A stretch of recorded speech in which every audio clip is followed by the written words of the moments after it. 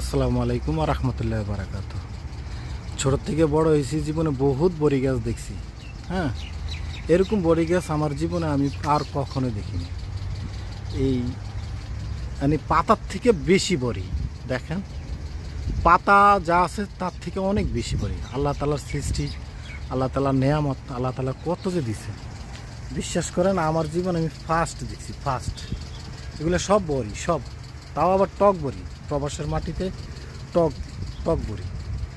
আমি আর কখনোই এই বড়ি দেখছি না জীবনে, এত বড়ি। মানে আল্লাহ তাআলা গাছটাও যেভাবে দিছে, বড়িও ওইভাবে। কত বড়ি যে, আল্লাহু আকবার, সুবহানাল্লাহ।